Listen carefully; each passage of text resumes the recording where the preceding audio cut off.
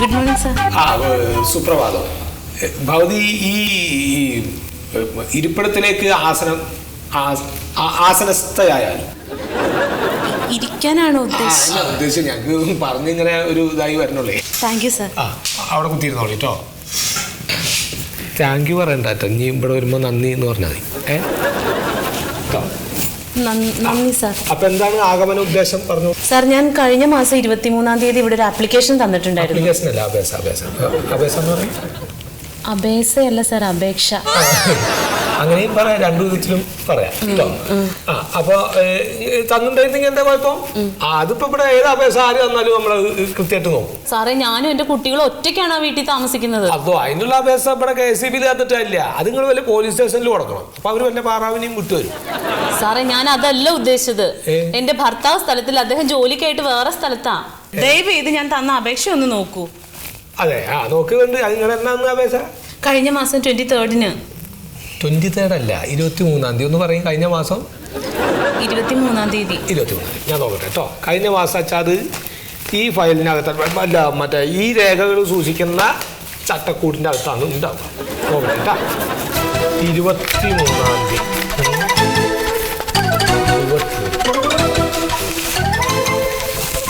ഇതങ്ങനെ നിങ്ങളുടെ അപേക്ഷ ഇതായിരിക്കണം.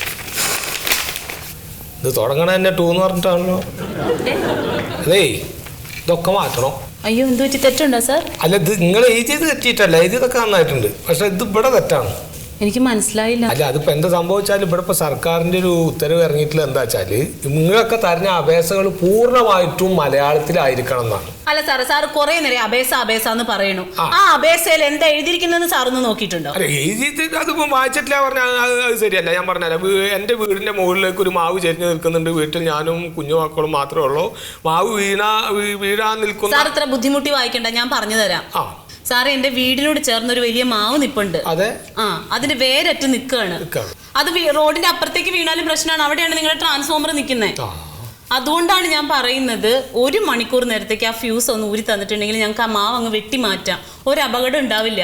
അതാണ് ഈ അപേക്ഷയിൽ എഴുതി വെച്ചിരിക്കുന്നത്. അതൊന്ന് നോക്കുക പോലും ചെയ്യാനുള്ള മനസ്സില്ല. അല്ല, അപ്പൊ അതല്ല ഇപ്പൊ നിങ്ങൾ തന്ന അപേക്ഷയിൽ തന്നെ ഇപ്പൊ ട്രാൻസ്ഫോമർ, ഫീസ്, ഓഫ് എന്നൊക്കെ വന്നിട്ടുണ്ട്. അത് ഞങ്ങളെ പറഞ്ഞിട്ട് കാര്യമില്ല. നിങ്ങളൊന്ന് ആലോചിച്ച് നോക്ക്. ഈ ഇംഗ്ലീഷിൽ എഴുതിയിട്ടുള്ള സാധനങ്ങൾ ഞങ്ങളിവിടെ പരസ്പരം അങ്ങോട്ട് കൊടുത്തു കഴിഞ്ഞപ്പോൾ ആടാം ഇത് 5000 ഉറുപ്പ്യ ഏറ്റവും ചുരുങ്ങിയതാ.